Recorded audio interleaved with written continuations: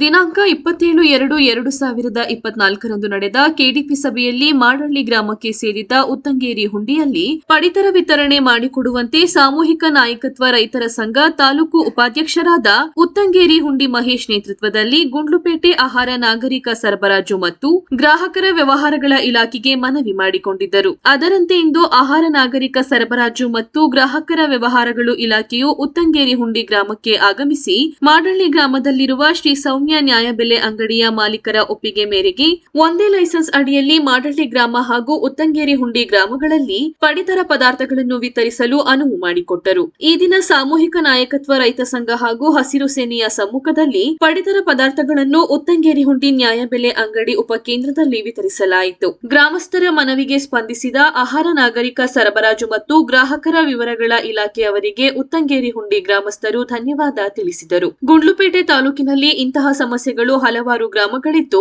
ಅವುಗಳನ್ನು ಸಹ ಬಗೆಹರಿಸಬೇಕೆಂದು ಸಾಮೂಹಿಕ ನಾಯಕತ್ವದ ರೈತ ಸಂಘ ಹಾಗೂ ಹಸಿರು ಸೇನೆಗಳು ಮನವಿ ಮಾಡಿದರು. ಈ ಸಂದರ್ಭ ತಾಲೂಕು ಅಧ್ಯಕ್ಷರಾದ ವೀರನಪುರ ನಾಗಪ್ಪ, ತಾಲೂಕು ಉಪಾಧ್ಯಕ್ಷ ಉತ್ತಂಗೇರಿ ಹುಂಡಿ ಮಹೇಶ್, ಜಿಲ್ಲಾ ಉಪಾಧ್ಯಕ್ಷರಾದ ಮಲ್ಲಯ್ಯನಪುರ ಪುಟ್ಟೇಗೌಡ ಸೇರಿದಂತೆ ಮತ್ತಿತರರು ಉಪಸ್ಥಿತರಿದ್ದರು. ಗ್ರಾಮಸ್ಥರು ನಮಗೆ ಮನವಿ ಕೊಟ್ಟಿದ್ರು. ಹಾಗಾಗಿ ನಾವು ಕೆಡಿಪಿ ಸಭೆಯಲ್ಲಿ ಈ ವಿಚಾರವನ್ನ ಮಂಡಿಸಿದಾಗ ಅವರು ಈ ಒಂದು ನಮ್ಮ ಮನವಿಗೆ ಸ್ಪಂದಿಸಿ ಇವತ್ತು ಇದೇ ಗ್ರಾಮದಲ್ಲಿ ಮಡಳಿಗೆ ಸೇರಿದಂತಹ ಉತ್ತಂಗೇರಿ ಹುಂಡಿ ಗ್ರಾಮದಲ್ಲಿ ಇವತ್ತು ಆಹಾರ ಇಲಾಖೆ ತಹಶೀಲ್ದಾರ್ ಅವರು ನಮಗೆ ಮನವಿಯನ್ನು ಸ್ಪಂದಿಸಿ ಇವತ್ತು ನಮಗೆ ಅಕ್ಕಿ ವಿತರಣೆಯನ್ನು ಮಾಡ್ತಾ ಇದ್ದಾರೆ.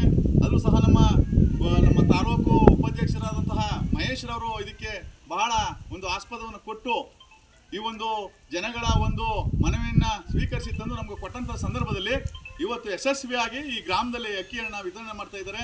ಹಾಗಾಗಿ ತಹಶೀಲ್ದಾರರು ಮತ್ತೆ ಆಹಾರ ಇಲಾಖೆ ಅಧಿಕಾರಿಗಳಿಗೆ ನಮ್ಮ